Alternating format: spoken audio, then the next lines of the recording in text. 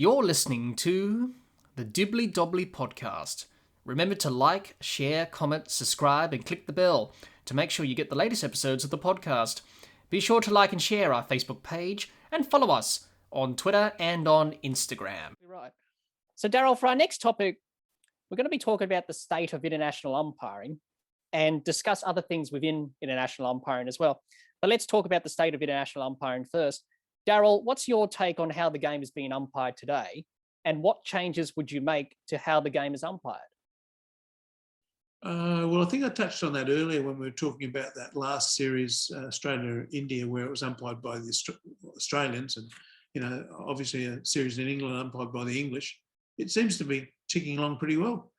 The standard of umpiring seems to be extremely high. I think the umpires are far more skilled than we were 10 years ago and 20 years ago when I was umpiring. Their knowledge is generally very, very good. Their efficiency at making decisions is great. They've got the third umpire to back them up to resolve any issues. It seems to me that the state of umpiring at the highest levels in pretty good hands. I enjoy watching a little bit of international cricket, but I certainly haven't been involved internationally for 10 years. So these are the ramblings of someone that's been out of the system and just viewing it from afar. But I like what I see, and I enjoy watching good quality cricket and good quality umpiring. Absolutely. Do some people get in touch with you to talk umpiring from the international panel or not? No, generally speaking, umpires keep to themselves. They don't want to talk to someone that has been.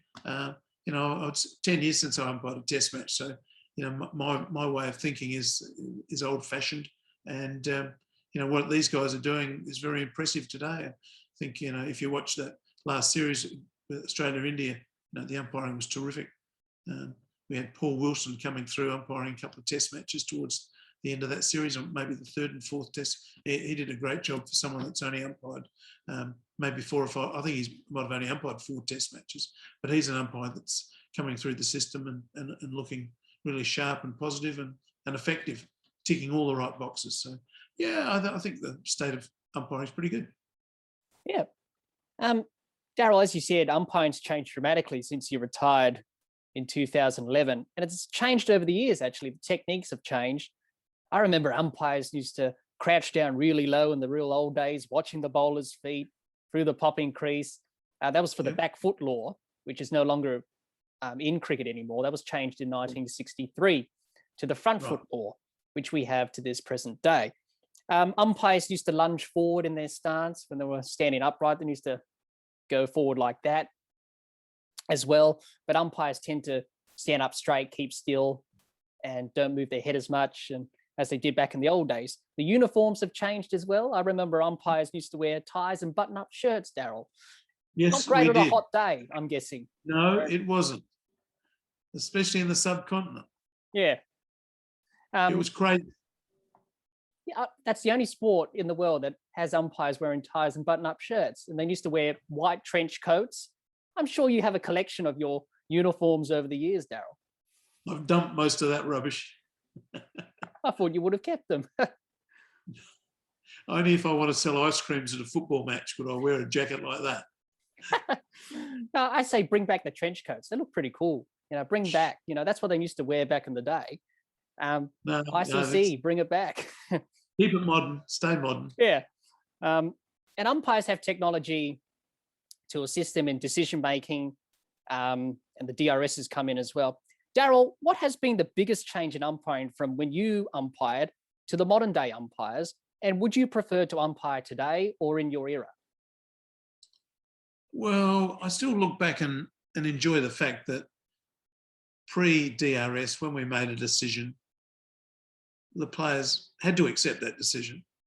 And on many occasions they were wrong, the decisions that is. But the game was played in the right spirit. People begrudgingly accepted the decision, moved on. Life carried on. With the DRS coming in, it means that more decisions will be accurately resolved. But I think it takes a little bit away from the importance of the umpire or the satisfaction that an umpire can get now, I don't think I'd like to stand out there and have a number of decisions reviewed and overturned in a day. I had that experience once in I think it might have been a T20 or some competition. I didn't enjoy that. So I like cricket the old-fashioned way, but I'm quite happy in the modern times the way the game's gone. I'm just glad that I came from the old era when out was out, not out was not out. Absolutely. It's where you respected the umpire's decision. That was final, either good or bad. Yeah, exactly. That's right. Daryl, we've seen over the last few years more female umpires come through the system and take up the profession in a male-dominated profession, really, which umpiring is. And that's great to see. Many women have gone on to umpire women's internationals, World Cups, T20 World Cups in the women's game, and an opportunity to officiate in men's games every now and again. We also see more and more umpires to the international panel of ICC development umpires. So the ICC promoting women officials, which is brilliant to see, and long may that continue. In Australia, we have two females on that panel, Claire Poldersack and Eloise Sheridan, who's from South Australia, actually. Claire Poldersack, she's umpired many international matches in the women's game and did a few men's as well. Last summer at the SCG, she became the first female to officiate in a men's test, being fourth umpire in that test match, which was a proud occasion. And Eloise Sheridan, who's from South Australia, she's really umpired well in domestic cricket here in Australia. She's become the first South Australian female to be appointed to a Cricket Australia umpiring panel, which is great. She's joined Cricket Australia's supplementary umpiring panel, and she's being called up to the Australia and India Women's Series happening at the moment up there in Queensland. And we wish her all the best because she will be making her international debut in that series. So all the best to her. So Claire and Eloise are leading the way for female umpires and officials within the game of cricket here in Australia, but all over the world. Daryl, how do you see the future of female umpires in cricket? And do you see a female umpire umpiring a men's test match in the near future? I don't know about the near future, but I can see female umpires developing further and further and moving up the ladder, so to speak. I can see women being involved in the national panel eventually when their performance is warranted. There's another young lady who umpires here in Adelaide, Mary Waldron, who is actually from Ireland. And a couple of years ago, I went out to a club match here in Adelaide. It was the first time that a men's club match, Tea Tree Gully was playing at home out at Perth, and it was umpired by two women. And that was a first. So yeah, it was nice to be there on that historical day. So yeah, the women are certainly not taking over, but they're moving into the ranks, and it's great to see the recruiting happening. And yeah, the more the merrier.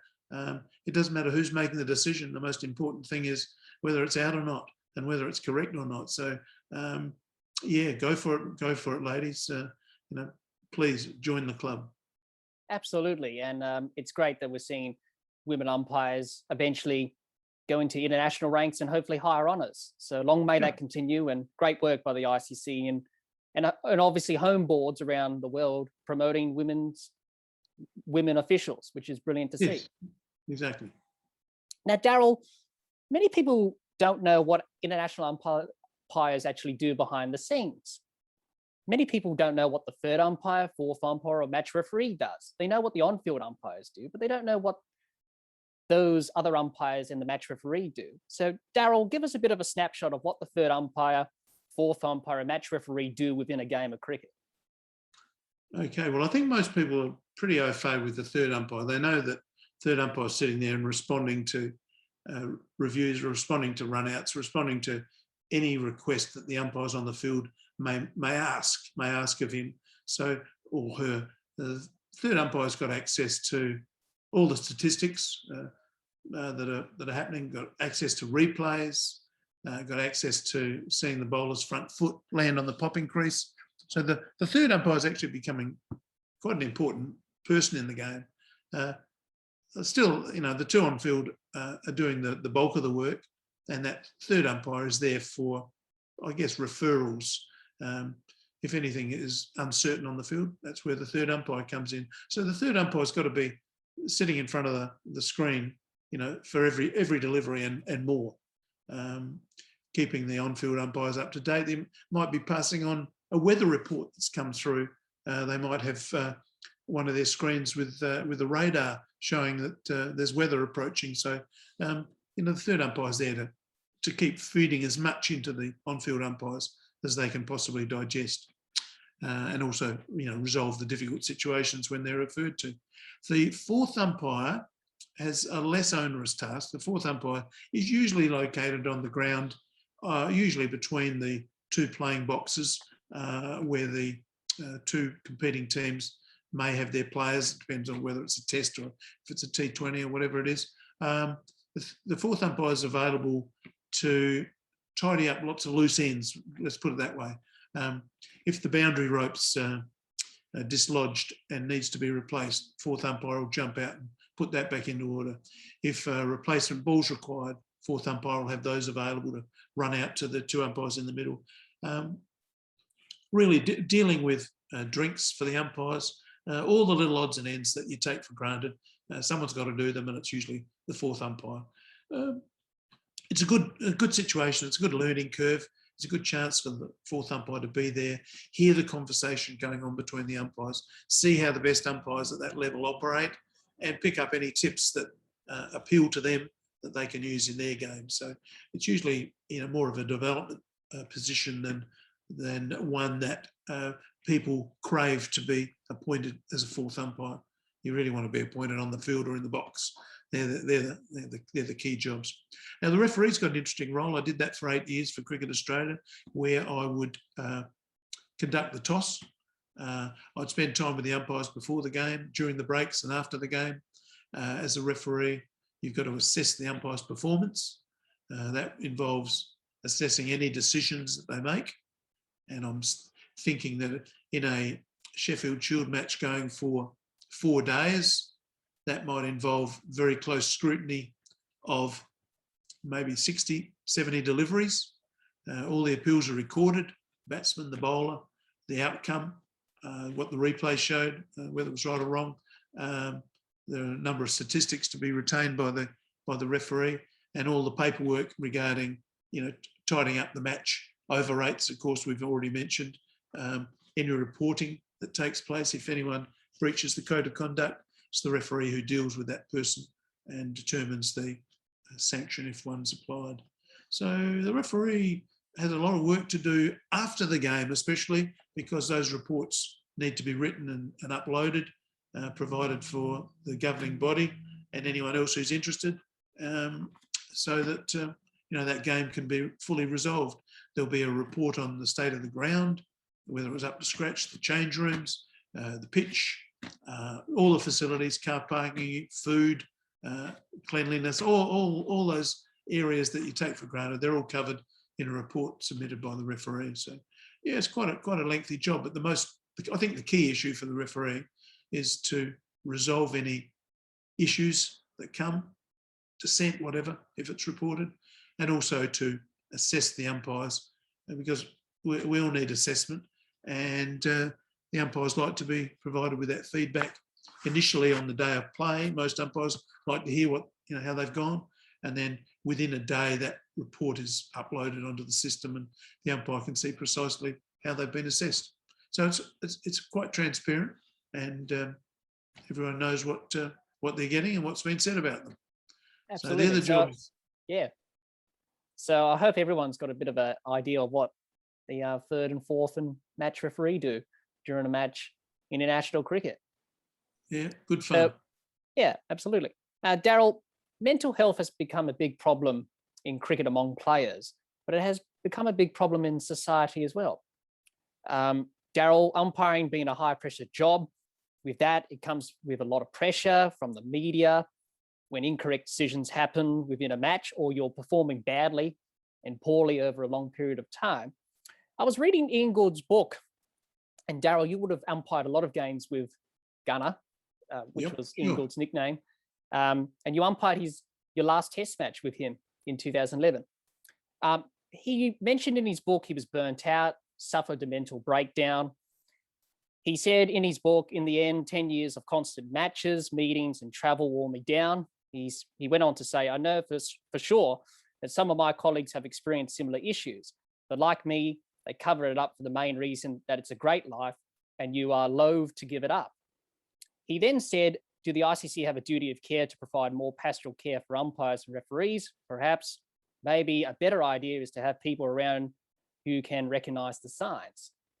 Now, we mentioned before that, that the ICC may be considering having home and away umpires to cut down travel, and that could improve umpires and match referees' mental health going forward in the near future. Daryl, how much of a toll did international umpiring took on you? And did some of your colleagues express concerns for their mental health and well-being?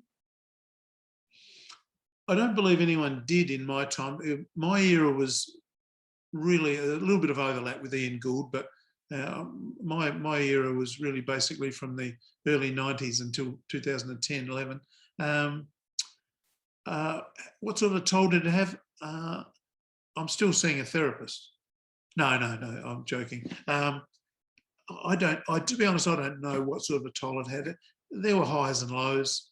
I think maybe there's a bit of different terminology these days. People seem to be struggling in many different ways. They just have different labels for it these days. I mean, I must admit, there were times when I was quite depressed with the way things were going. And if you're away from home and that happens, it can be very difficult, very testing, especially if you think the world's against you or the media's jumping on your back and you keep reading your name in the paper and you don't want to see it. Look, it's up to each individual, isn't it? You can't cover everybody. I certainly didn't know at the time that Ian was struggling in any way. Perhaps his struggles came soon after. Perhaps his struggle came when I departed from the scene. Maybe I was keeping him afloat, and as soon as I left, he went downhill. I don't really know. I haven't spoken to Ian since then. He was an outstanding umpire, great personality, really bubbly fella, and he would be the last one that anyone from the outside would think was having any problems because of his outgoing nature and his humour and his love of life. He was the sort of guy you'd want to be with if you're off the field, because something would be happening. There'd be a joke, a laugh, there'd be a bit of action. So yes, I was disappointed to hear that he had tough times, but then I reflected and thought, well, I guess we've all been through those moments ourselves. They are easier to cope with, I think, when you're in your home country. I did leave Australia 80 times to go and umpire overseas, so there were a lot of opportunities to get the highs and the lows. So be it. That's life. You take what comes and you respond in the best way that you possibly can. Absolutely. Did the ICC ever mention that to you at all, or any of the umpires about that, or support available? I don't believe that was ever discussed in my time. I think it's more of the last decade situation. People had either had poor form, weren't umpiring well, or they were umpiring well. We didn't really talk about those issues. Perhaps we should have. We should have been checking to see if everyone's okay, but it wasn't something we did. Yeah. Obviously, you were a match referee with Cricket Australia. Cricket Australia focusing on that with match officials themselves? Oh yes, there's certainly been a lot more focus as we've all become educated about life and about personal issues and mental issues. These are things we just didn't discuss in the old days, but in the last decade, it's become much more prevalent, much more common for someone to be having difficulties, and the boards, Australian Cricket Board, Cricket Australia, will take action when someone needs help. That's the good thing. We are now looking out for each other. We are concerned about people's state of mind. And in the old days, I guess it just had a different label. Yeah, absolutely. Obviously, different generation, different era, different times, really. Now it's becoming more open in this modern era with umpires and players. Yep. If this has raised any concerns for your mental health, do get in touch with many of the mental health organisations that can help you. We have also done some other episodes on the podcast about mental health, so check them out, please do. Those videos have the links to all the mental health organizations for you to get in touch. So please watch them. And if you're struggling, seek some help. It's great to talk to someone. Now, Daryl, we see more past players becoming international umpires, and they come from first class and international backgrounds.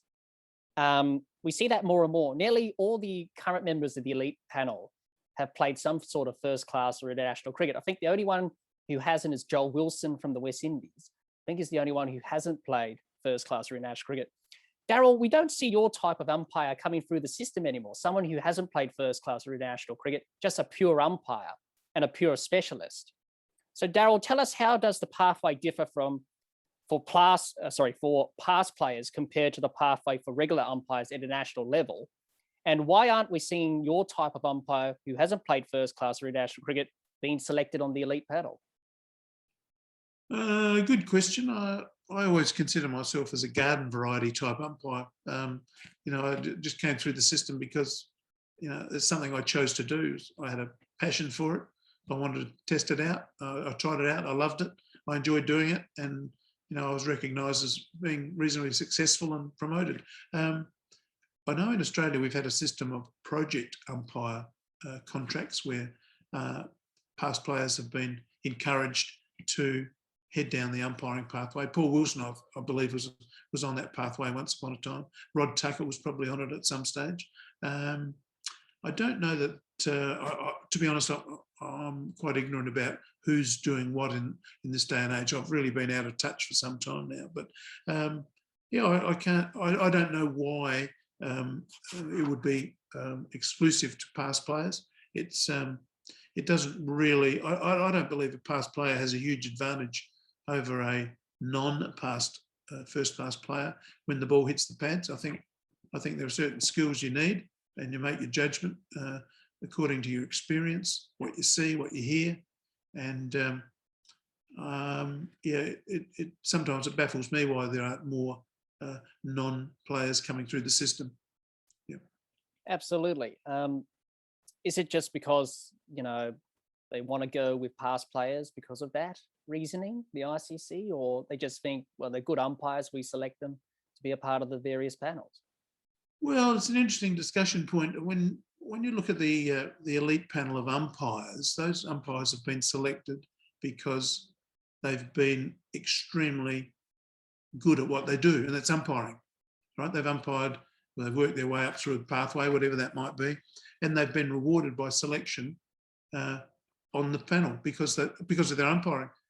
When you look at the international panel of referees, none of them have been promoted to that position because they've been outstanding in their field of refereeing, because they haven't done any refereeing.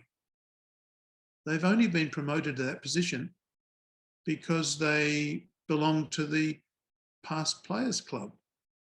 I can't think of any referee that had any experience as a referee before he was refereeing an international match. I mean, that's not a bad way to start, is it? Yeah. So there does seem to be a little bit of inequity in the system where an umpire needs to prove himself as an umpire before he can reach the pinnacle, whereas a referee really only needs to have played a couple of test matches. It's a good discussion point. I've never come up with a it is, but the match referee role has not been in cricket for that long. Oh, we had referees in the 90s. Yeah, that's what I'm saying. It hasn't been in for a long period of time. It's only come in the little while, as you said, in the 90s, because it was just basically you had the umpires and that was it, no match referee. Basically, all the umpires did all the work. Now, the match referee does all the paperwork and all that other stuff that goes with it. It's true. Daryl, with technology coming into the game more and more, assisting umpires more than ever, back in your day, you didn't really have much technology. I think in the 90s, third umpire came in, correct me if I'm wrong, came in to replays for stumpings and runouts, etc. We now see the ICC using technology for front foot no balls and correcting incorrect short run calls now. So Daryl, do you think that the balance between technology and human element is just about right? Or do you think the balance is too much in favor of technology and taken away that human element from the umpires? Well, whatever I think is not going to change anyone's decision on any moves that have been made. I think we're just moving towards more and more technology taking over the role. Whether it's a good thing or a bad thing, I don't know. I wouldn't like to think that the umpire was really only standing out there to hold someone's cap and jumper and not being involved in the decision-making process and playing a role in that great game we love. Where supposedly we should have respect for the opponents and the game and all the participants, including the umpires. So tough question. I'm going to leave that to you to make your final decision. Yeah, I think, well, because you've gone up through the system without that, and you build up those skills, whereas you go to international cricket, you become, I don't know, sort of lazy and not really focusing on that anymore, because basically what the ICC are telling the officials now is basically focus at the business end, which is the batsman. Don't worry about the front foot. Focus on getting the decision right. Just changing the job, you're right. Yes. You talked about the introduction of the third umpire. In my very first one-day international that was played at the WACA in January 94, I'd never had access to a third umpire before. I'd made my decisions in Shield games and in Mercantile Cup games and McDonald's Cup games and whatever other format there was. I'd made my decisions without ever having a third umpire. So to be umpiring my first one-day international, it wasn't something that I was standing out there thinking, Daryl, remember you've got a third umpire. So I did make a tight call early in the game, and I did forget that I had the third umpire available. And the player that I gave out, the New Zealand wicket keeper, I think it was Tony Blaine, did tell me as he got up off the ground after being given out, run out, he did remind me that I should have used the technology. And perhaps I should have. But anyway, the game moved on, and most other times I remembered that I had a third umpire available, and I used them only when necessary. I didn't use them on every occasion. I prefer umpires to use their skills, and I think what you were alluding to before was that perhaps umpires have been a little bit de-skilled by the introduction of so much technology. There are tasks now that they just don't have to perform, which is a little bit sad, but that's a progression of the game. That's determined by the governing body, and that's the ICC. And that's what's happening. Yeah, obviously, because every time it's a stumping or a run out, umpires are not trusting their instincts. They're just going upstairs because they get criticised if they don't want to go. If they don't go upstairs, then they get criticised. Yeah. But we all like to see an umpire make a decision. At the end of the day, yes. And that's what the game's about, making decisions. When someone's out by 1.5 meters, people will say, what was he looking at? Why did he use the third umpire? Well, perhaps it's become a bit of a crutch and it's used too much. Yeah. Hi everyone, hope you enjoyed my discussion on the state of international umpiring with Daryl Harper. What do you think of the state of international umpiring in cricket today? Be sure to subscribe and click the bell to get the latest episodes of the podcast, and like and share our Facebook page and follow us on Twitter and on Instagram. Also, the podcast is now available on Anchor, Spotify and on Apple Podcasts. Until next time, keep safe and bye for now.